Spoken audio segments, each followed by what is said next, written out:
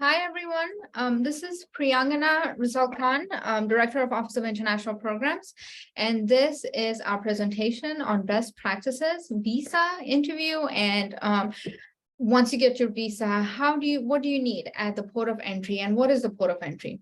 I hope everyone can hear me. Can someone give me a thumbs up saying that you can hear me?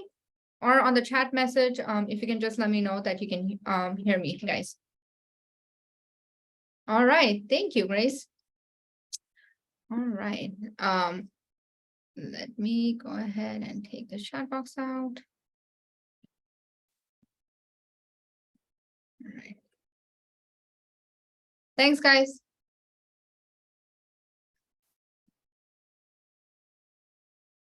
Okay. So as you have, how to get a student visa, right? It is a 10-step guide. So first of all, the step one is basically you apply and get accepted to a US school, right? All of you guys have already applied and got accepted to a SEVP certified US school. The second step is to get your I-20, right? So most of you guys may have already received your I-20, or most of you guys, some of you guys may have been, waiting for an I-20, right? So remember, you need an I-20 to apply for the visa, right? The second thing is when you received an I-20, on your right-hand side, there will be a CVIS number. It is also called the I-901. So it is called a CVIS number, so that is unique to you. And so when you receive your I-20, the first thing that you do is go ahead and pay that CVIS fee. All right. So some of you students may have 5 different I-20s for different university. All right. All those 5 different I-20s will have different CVIS ID number, right? So you only pay to the one that you know that you are going to school to. Okay. So if it's Texas A&M Commerce, just go ahead and pay that CVIS fee to make that I-20 active, because if you go on a visa interview, they need to see that your CVIS record is CVIS number is active with Texas A&M Commerce. The step 4 is to find your nearest US embassy or consular office, right? So that might be in your neighboring country, or that might be in your home country. Some of our students in different countries are not being able to find an appointment in their home country, so they're going to the neighboring countries to go ahead and apply for the US visa, which is okay to do so. Then step 5 is to complete the DS-160 form online. All right, so the DS-160 form will require you to upload your passport, your visa photograph, which is US size 2x2, your form I-20, again, you know, your form I-20, which has the CVIS ID number, right? In addition, you may need to provide them a travel itinerary, the dates of your last 5 visits to the US, if you have visited US, a resume or a CV, and any other additional information depending upon your purpose of travel. Okay, so they might ask you to go ahead and provide that information while you fill out the DS-160.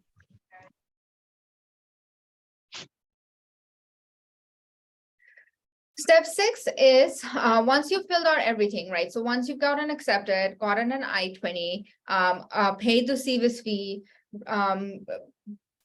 found a time to go ahead and schedule an interview with the US Embassy, filled out the DS-160 form, then you go ahead and schedule your visa interview, all right?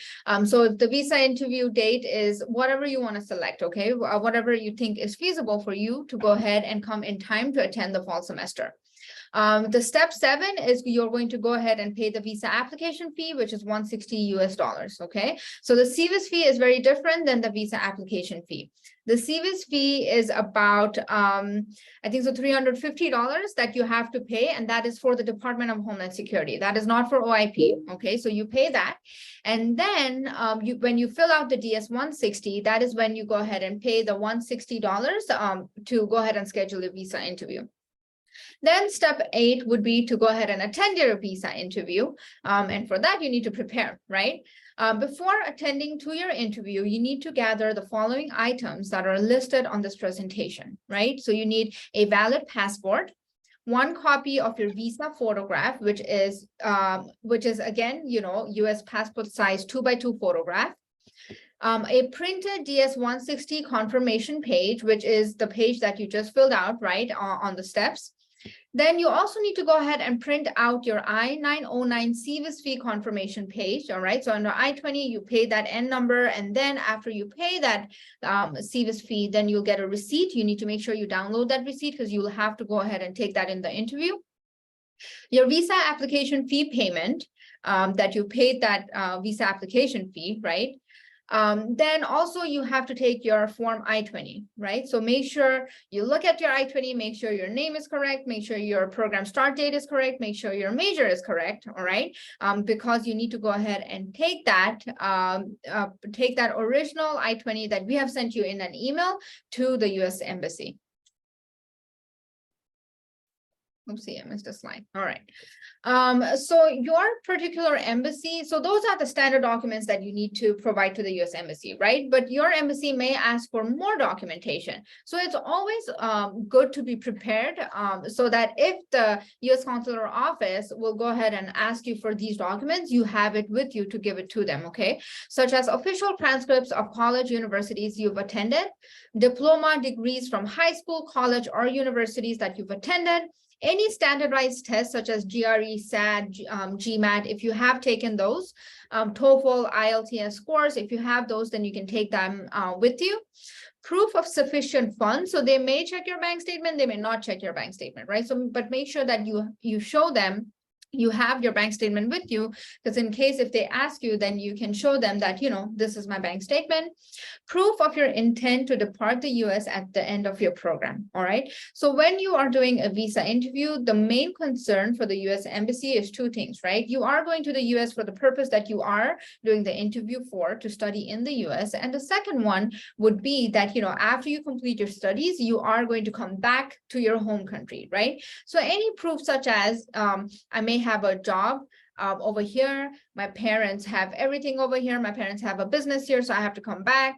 I have to come back to take care of my parents, so my sole purpose is to just complete my studies and come back to my home country, right? So all of these things are very necessary, right? So they need to see that you are not going to stay in the US after the completion of your program, right? So any proof that you may you have, such as any properties that you may have or your parents may have, any businesses, any internships, anything, right? That serves your purpose of showing them that you're going to come back to your home country.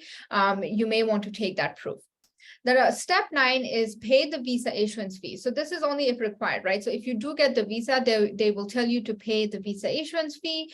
And the step 10 is to receive your visa, right? So they say, congratulations, you received the visa, you pay this fee, and then you receive the actual visa, right? The stamp in your passport. That stamp may be provided to you at the interview, or they might tell you to come pick it up at a certain date at the embassy or at a bank or some other location, right?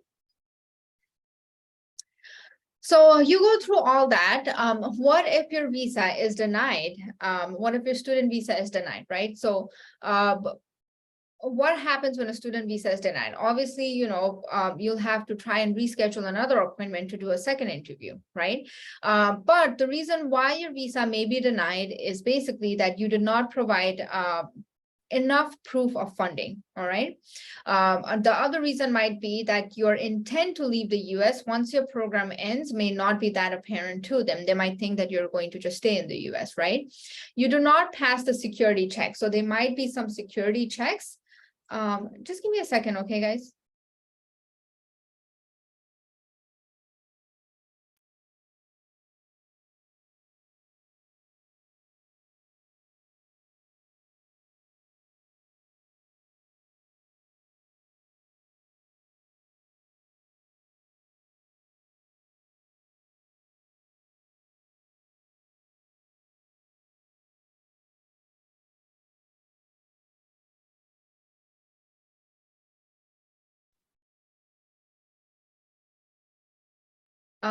Sorry, guys.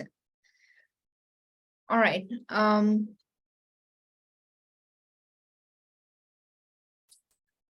right, so you do not pass the security check. So there might be some security check that they run through a background check, and you may not have passed that background check.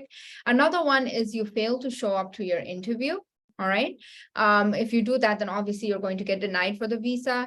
you apply for a US student visa too late. So if your program is starting and you are supposed to report to the campus at orientation date, right?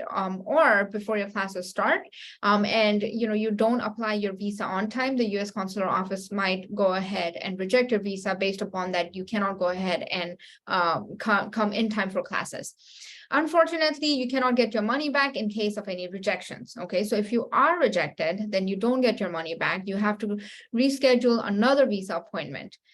Most of the time that I have had my students gotten rejected for a visa, I have told them to apply with the same university and just provide better evidence, right? And it has always worked. Now, I cannot say 100% that every student is going to get a visa that applies the second time if they are denied the first time, but it has worked for some of our students who have been denied for a US visa the first time, okay? So do not try and apply with different I-20s because sometimes the US consular office is just looking for an intent for you to go to A&M Commerce or for the university that you're applying to, okay? So if you go ahead and apply with different I-20s, they might go ahead and reject it again. So please keep that in mind. So these are 3 tips for ensuring a smooth visa application process. Step 1 is to start early, right? Give me a second. Okay, guys, I feel like there is a scratch in the presentation. Please ignore that. I have no idea how that came in, and I'm not being able to remove that. So 3 tips on ensuring a smooth visa process application. The first one is to always start early, right? So if you've received an I-20, please don't delay. Go ahead and book a visa interview. Don't buy a plane ticket until you have your visa. So some of our students go ahead and buy the plane ticket before the interview, right? So please make sure you don't do that. Maybe you can book your visa, book your plane ticket, and don't pay the money, and you can do that through agencies, but don't purchase a ticket, okay? And if you do purchase a ticket, make sure that you purchase a refundable one so that you can go ahead and cancel that, all right? Contact your embassy if you have any questions, all right? So whatever we talk in this presentation is what we have up to our knowledge, right? And what we've talked to different embassies. However, if you have further questions on DS-160, on what documents to bring in, please make sure to go ahead and contact your embassy. All right, so visa questions. So moving forward, what I will talk about is what type of different visa questions may be asked to you. Now, the way that visa interview works is that some students might get interviewed only for 1 minute. Some students might get interviewed for 10 seconds, all right? Some students might get interviewed for 30 minutes. But when you go to a visa interview, you should make sure that you are always prepared to answer any questions that they provide you, right? So what I'm going to talk about is 5 categories that may arise at your interview, okay? So the first one that I'm going to talk about is your study plans. The second one, your university choice. The third one, your academic capability.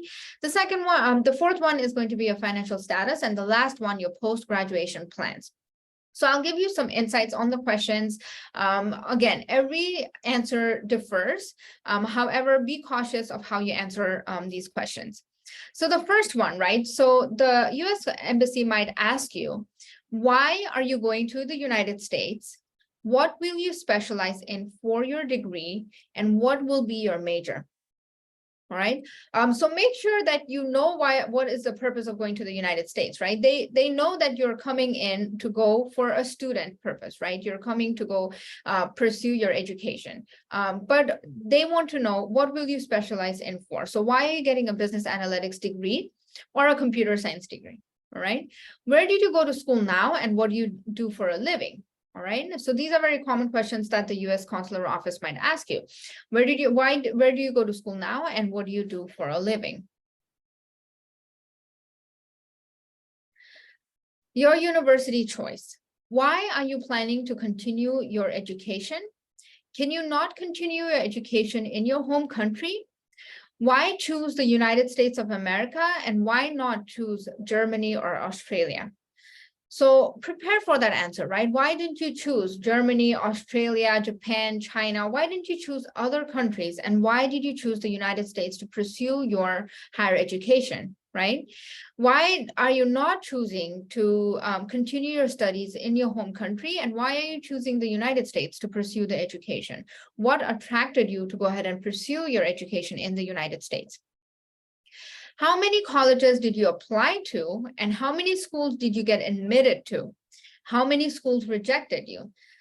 So did you apply to different schools, or was A&M Commerce the only school that you applied to and you were confident that you wanted to go to A&M Commerce? And if so, why, right? And if you did apply to other universities, which other universities did you apply to and why did they reject you? How many schools rejected you and on what basis, right? So you may want to go ahead and know that reasons. If you did only apply to A&M Commerce, you want to make sure that you have a very valid answer to why you have only applied to A&M Commerce. Do you know your professors at the university? What are their names? And what city is your school located at, right? So do you know who your professors are? Have you talked to your advisors yet while registering for classes? You know me, right? Director of Office of International Programs, so you can always provide my name. But do you know any other universities that is within your program that you have come to know? So do a little bit of research. Go to our website, look at business analytics, computer science, or any major you're in, and find who the professors are. Maybe even send them an email and just say, hi, professor, I am a prospective student, right? To have a communication leading forward. But it's always good to have their names. What are their names and where is your school located at? So do you even know where Texas A&M Commerce is located at? Where is Commerce? It's in Texas, but how far is it from Dallas, the main city? Where are your classes going to be held? So most of the computer science classes is going to be held in Commerce. Most of the business analytic classes is going to be hosted at the business in the Dallas area, right? So know what city your school is located in and where majority of your classes are going to be taken. Have you been to the United States before? They will obviously know that, but if they ask you the question, they might ask you, have you been to the US before? What was the purpose? Did you overstay, right? So make sure that you know all of these answers. Your academic capability. So at the interview, they might ask you, what are your test scores? Have you given GRE, GMAT, SAT, TOEFL, IELTS? Most of you guys have already done the TOEFL or IELTS, but have you also done the standardized test? It is always good to have taken that standardized test so you can show them that, okay, I have taken the GRE, GMAT, even if it's not applicable to A&M Commerce, even if you didn't have to submit a GRE, GMAT to A&M Commerce, you may have already taken those tests, right? So you may want to take that. What is your previous GPA? So what was your previous GPA in your high school? What was your previous GPA in your undergraduate program? So you might want to tell them that. How will you manage the cultural and educational differences in the US? So US is very different than any other country, right? Than your country. So the culture might be different. The education might be different. So try to learn a little bit about how the US education system is, right? In the US, it's more presentation style. It's more one-on-one contact rather than just mugging up and, writing word to word, right? In our papers like we do in our home country, right? So it's going to be a little bit different. So learn about the cultural and education differences. We have presentations throughout this month to give you an opportunity to learn about the cultures of the US, right? So do attend those pre-arrival workshops, but how will you manage that, right? How good is your English? Obviously, you're going to speak, but that TOEFL and IELTS score is going to be an evidence of how good your English is, meaning that, can you write good English? Not only speak, but can you write good English? Can you hear good English, right? How do you want to pursue a degree? Why do you want to pursue a degree in the US? So what is the sole purpose of pursuing a US degree? Are you just, are you coming to the US to just get a degree for your education? And if so, then how are you going to utilize that degree? Again, that question, why not study in Canada, Australia, or UK? What do you know about US schools? Can I see your high school, college diploma, right? So they might ask you all of these questions. So it's always good to go ahead and prepare all of this ahead of time. Your financial status. So they might ask you, how do you plan to fund the entire duration of your education? So in your I-20, we put family funds, but where do those funds come from, right? If you are stating that your father is going to sponsor you, what is your father's occupation? Right? In what bank does your father have that money in? right? So you need to know all these questions because one of my students was asked, where is your father's bank located in? And he could not answer that question. What bank is your father? So if you're providing financials, you must know the bank, right? That your sponsor is going to sponsor you. So he did not know that, and his visa got rejected. The second time he applied, he had the same documents, and he answered that question. My father applied. My father has a bank in this location, and this is the bank name, and he got the visa, right? So you may want to know where your sponsor's bank is located. How much does your school cost, and how will you meet these expenses? So look at the cost of attendance. It's in your I-20.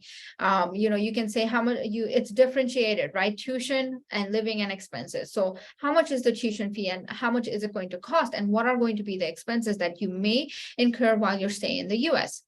What is your sponsor's occupation? So you want to know that. Where does he work? What is their occupation? Do you have any brothers or sisters? They might ask you that question as well. Have you got any loans?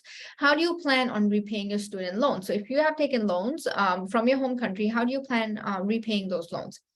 Will you come back to the home? Will you come back home during vacations or holidays? So you have summer holidays, you have winter holidays. Are you going to go back home? Do you have relatives or friends currently in the US, right? So you need to answer these questions honestly, and you need to, because most of the time US Embassy already knows that you have a family member in the US. So you might just want to say, yes, I do have a family member in the US, right? Or friends in the US. And so prepare for these questions, right? Again, not all of these questions will be asked to you. They might just ask you, how do you plan to fund the entire duration for your education? Or they might just ask you, do you have any relatives in the US? They might ask you a few questions, or they might just look at your paper and documents and just say, what is your purpose of going to A&M Commerce? And based upon that, they'll go ahead and give you the visa or reject your visa, right? So it's very different because, they look at your paperwork, and according to that, they'll go ahead and ask you your question. Sometimes they don't even look at your paperwork and just reject you, right?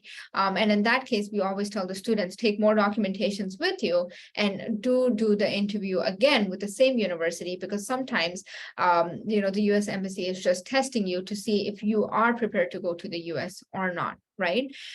So the last one I wanted to talk to you was, what is your post-graduation plan, right? So what do you plan to do after you have received your degree?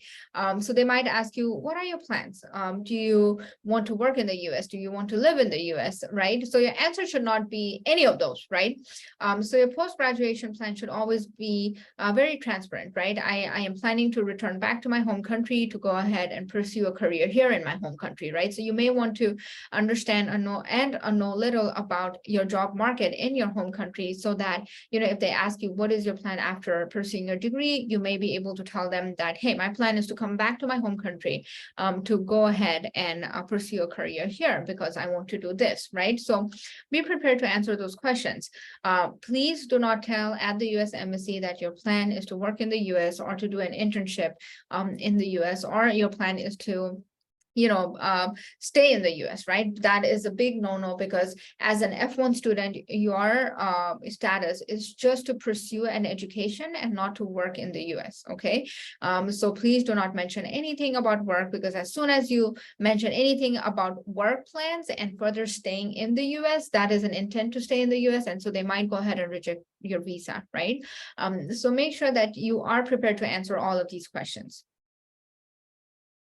Again, do not lie at the visa interview. Be as honest as possible, okay? So moving forward, like I said, once you do all that and receive the visa, great, right? So you got a visa stamp. Now, what happens is that you got a visa stamp, you say farewell to your family, and you are entering the US. When you enter the US, what happens is that you have to face another officer, okay? So you have the US Embassy that gives you the visa. The visa is for entry purpose, but it does not guarantee your entry to the US, all right? Which is a bit scary, right? You travel all the way on a flight, 24 hours, 36 hours. You come to the US land, and then you have another officer that is going to ask you questions to allow you into the country. So this place is called the U.S. Customs and Border Protection. This is monitored by the U.S. Customs and Border Protection. And so where you're going to land is going to be the port of entry. Okay, so the port of entry is what allows you into the country. So moving forward, what I'm going to talk about is all of these things, but the number one I'm going to talk about is, does having a visa guarantee admission to the USA? What is a port of entry in the USA? What is the port of entry process for visa students? Who is a Custom Border Protection CBP officer and what is their role? What is a primary inspection booth and what to expect here? What is a secondary inspection by a CBP officer and what to expect here? What documents to carry as an F1 student to make your entry smooth at the port of entry? And then I'll provide you a document checklist at the port of entry for F1 students. So the first question, as I said, does having a visa, US visa, guarantee admission to the US? Not always. Like I said, once you get the visa, you enter, then you have to face the CBP officers at the port of entry. All right. So the final decision will depend on the CBP officer to allow you into the US. So what is a port of entry in the USA? Port of entry is an international airport, a seaport, or a border checkpoint where you would enter America from an international border. Okay, so it is a line that the officers check if you have the valid documentation to enter the US in the visa purpose that you are entering in. The first major city airport that you land is called the port of entry. All right. So if you are landing in New York first, and then you have a flight to Dallas, the first port of entry is going to be New York. All right. If you enter Philadelphia, then that would be your first port of entry. All right. So wherever you land first in the US, that is going to be your port of entry. And that is where you'll have to face the CBP officers. What is the port of entry process for F1 visa students? Again, anyone who enters the US at the port of entry needs to go through a set of procedures. There will be forms that you will have to fill in. You'll be interviewed by a CBP officer. They will tell you to give you biometrics and take pictures of you. They will take a photo shot of you. They would also be going through the same process. CBP officer will verify the school information, etc., and ask questions as well. All right. So the process is basically you fill out the form, you'll be interviewed by the CBP officer, and the CBP officer will ask for documents, right? Your I-20, your passport, right? If they need to ask any other documents, they'll go ahead and ask other documents, and they'll ask you questions. What is your purpose here in the US? How long do you plan to stay in the US? And they might ask other questions, right? When you also go at the port of entry in front of the CBP officer, they'll tell you to take thumbprints like biometrics. So you'll have to put your 2 thumbs and give your biometrics, and they'll take a picture of you. All right.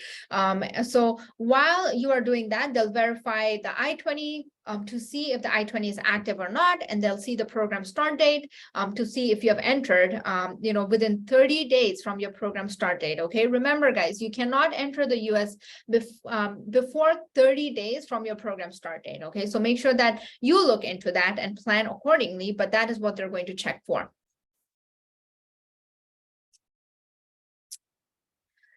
So who is the CBP officer and what is their role? So CBP officer is officers at the port of entry. They check your documents. They ask you questions to ensure that you are properly authorized to enter the US. Their role is basically to ensure that your physical appearance their role is to ensure the physical and economic security of the United States, right? So you being here is okay, right? So that is what they're verifying.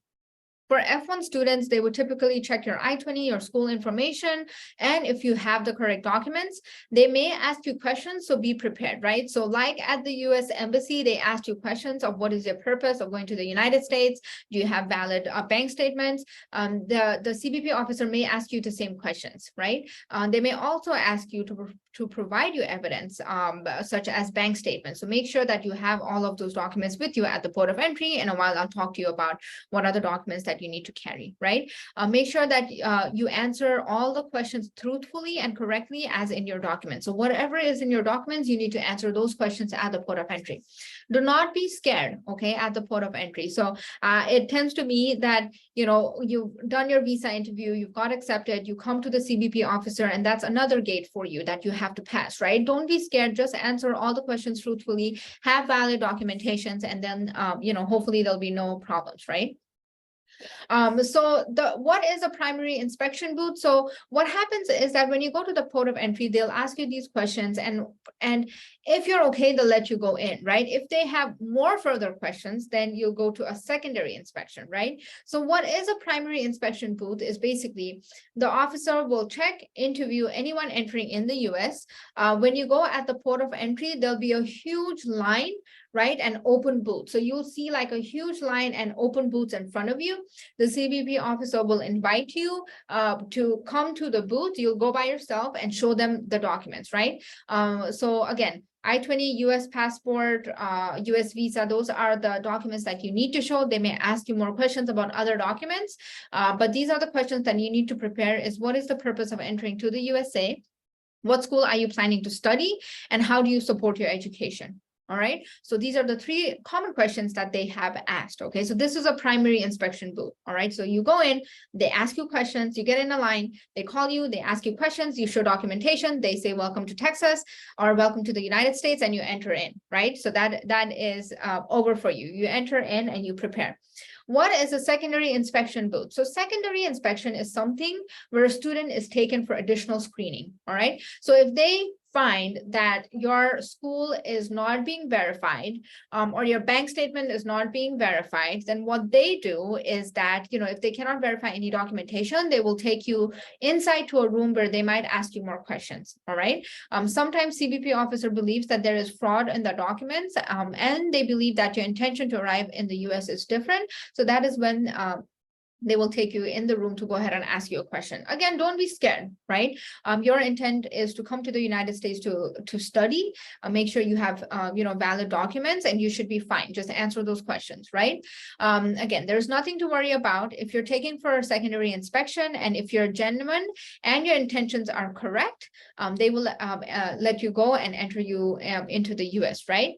If there are some issues or need more information on program or school, they may call us. Right. So they may call Texas A&M Commerce, they may call me, they may call one of our DSOs, and they will just make sure to verify that information. The I-20 is active or not, is the student coming in to A&M Commerce or not? And the best way, if the port of entry asks you, hey, can you reach to your school so that we can talk to one of the DSO, then you can always contact our WhatsApp number.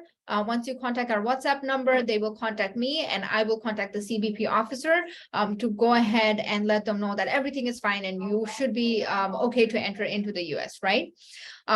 So some of the students might go ahead and forget their I-20, which I say, please make sure that you have your I-20, okay? So in case if that happens, then, or if in case they need more documentation that you cannot provide at your secondary inspection, what they may give you is a form I-515A notice of student or exchange visitor, okay? So this will be a pink slip, or maybe the color have changed. It may be a pink or green slip that they will give you. This allows you to get to enter the US temporarily for 30 days.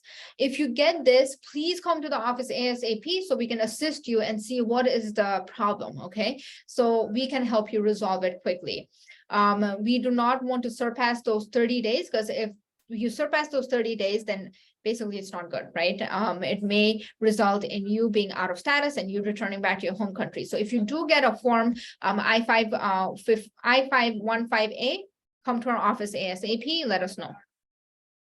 What documents to carry as an F1 student to make your entry smooth at port of entry? So these are the following documents that you are required to carry: a valid passport with enough validity for the study in the US, the I-20, which is signed by the DSO or the PDSO, your admission acceptance letter from the school, your I-901 CVSP payment receipt, documents proof for your financial support to cover your education, original of your undergrad and other educational certificates, a copy of your past transcripts that were sent to the school, name and contact of the DSO at your school. So remember your DSO, it might be Maria. So if you look at her signature, you can give her information or you can give my information. Address of where you will stay in the US. So that is required, right? Where are you going to stay in the US? So a hotel or a motel that you're staying or relative's address, you need to have that with you. Contact of any information of seniors or anyone who you know or whom you've interacted to. This is optional, but you have access to our WhatsApp, right? So try to find someone, talk to someone, and you have your name in there so that if there's any problems, you can contact that person. You can always contact our WhatsApp also. Any other information such as GRE, TOEFL scores, reports. Okay, so have a carry-on, and in that carry-on, carry all of your documentations. Okay, so at the port of entry, if they ask you, you can provide all these documents. All right, so that concludes our presentation on visa questions and port of entry. Just one note that I wanted to add, please be respectful. So while you send emails to different departments, allow 24 to 48 hours for OIP or other departments to go ahead and respond to you before you send another email. It is absolutely not necessary to copy multiple people on emails. In the next few slides, we're going to talk about other things, but I just want to let you know, you don't have to go ahead and CC different people's on that email, because, try to reach out to the department that you're asking questions to.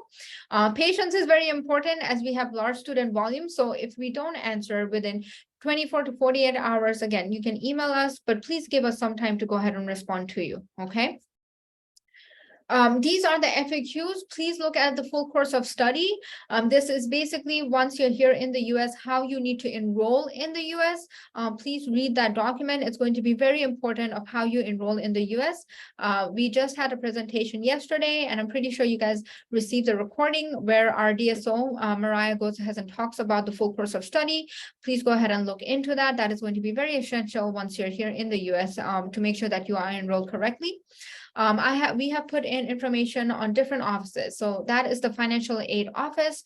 If you have any questions, undergraduate only, you can go ahead and each college has a dedicated financial aid advisor. So you can go ahead and contact that email address, undergraduate students, to go ahead and ask about anything on scholarships.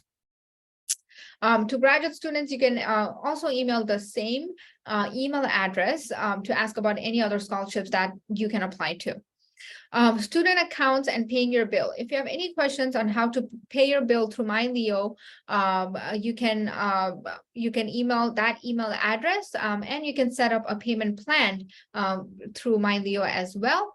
If you get locked out from MyLeo, you must call site at that number or email them. Okay, so OIP cannot do that for you. You have to do it yourself. Computer science students, if you have any questions on computer science students, if you have any questions, please reach out to the department. You have your advisors. You can go ahead and reach out to the department. I'm pretty sure you guys have received the visa verification form. Please go ahead and upload that form so they can go ahead and help you register for classes. If you cannot make it, sorry, some of those things are from past. We are still issuing I-20s for computer science students until August 5th for every student. So make sure you can ignore that deadline over there. We are issuing I-20s, so keep on sending your documents so we can issue I-20s for you.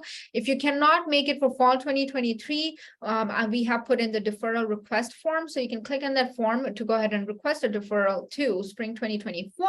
If you have any questions on visa and I-20, please email me directly. Okay.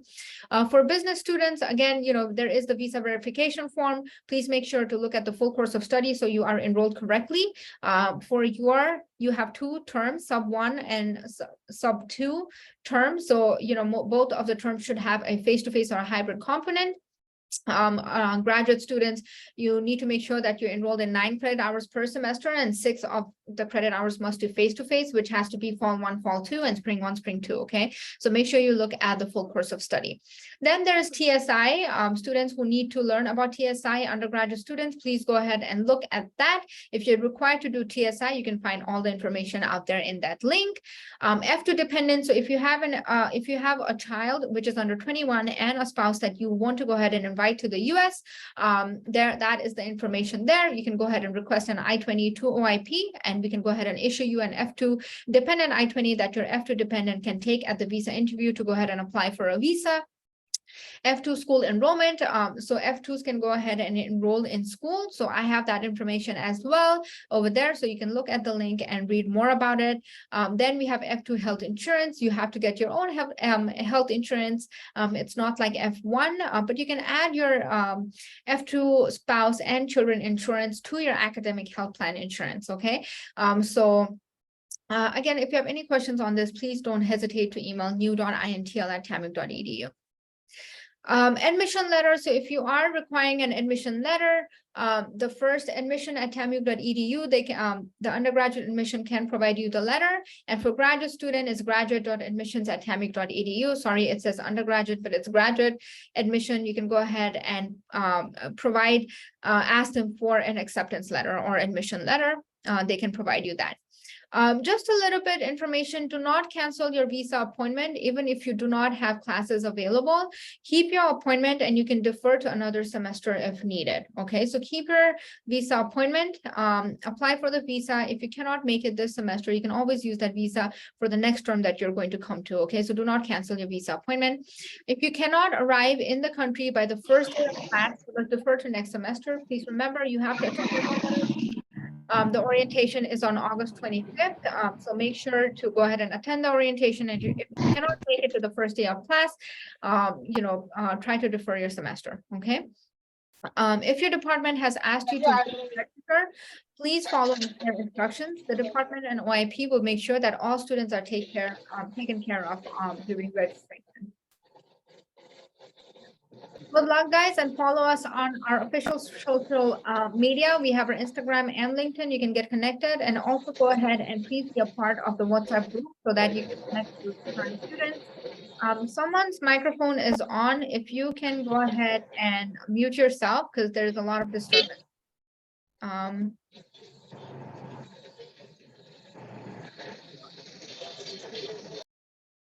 Thank you. All right. Follow us on Instagram, guys, and follow us on WhatsApp as well, so that you can connect to your peers and you can start those conversations on what class are you registered for, where you're living, and all that, right? Good luck for your visa interview. I know it's a tough process. Some of you guys may have already gone through the visa interview process and are just here to learn about the port of entry. Some of you guys may have not gone through any of the processes.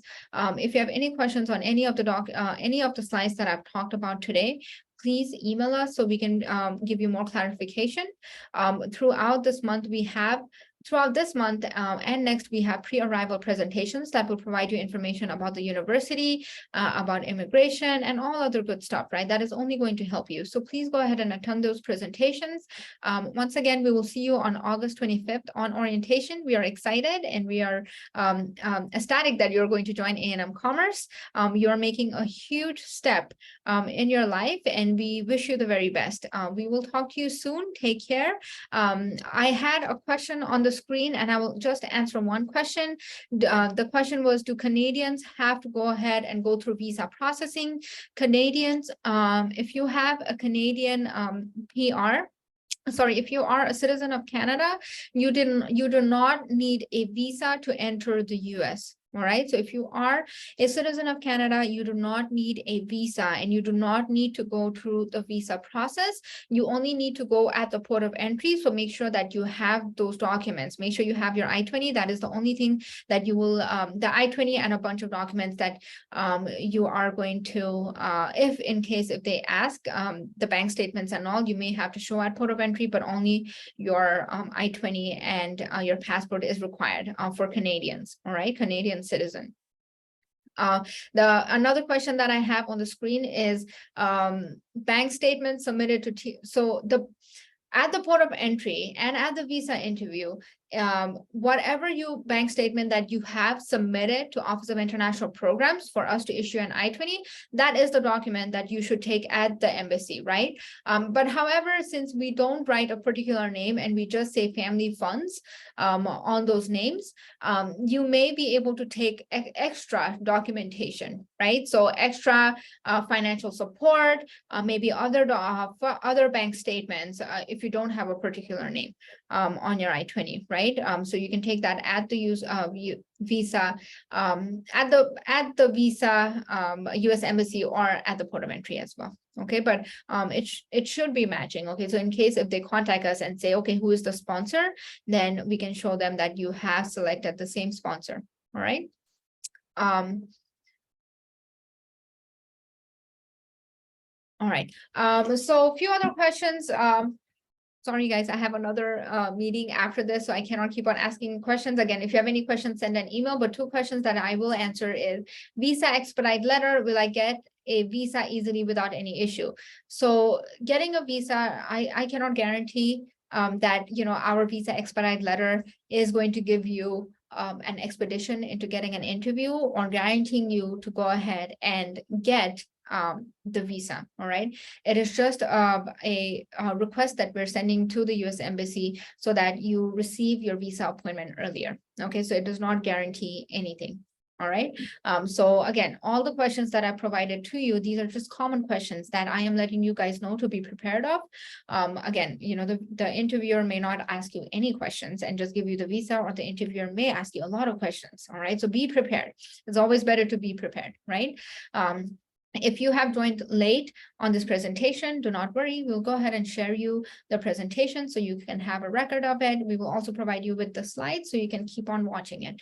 All right, you can watch the presentation, and then in addition to that, you can also look at the slides, okay? Once again, good luck, guys. Please be honest in your interview and be prepared. All right, know where we are at, know who we are, know your subject, know your school, know your location, know the purpose that you're coming to the United States. All right, and show them that intent that after getting your, which it should be your intent, right? After getting your visa, you're going to go to your home country to, you know, do what you need to do. All right, have a great night or have a great day.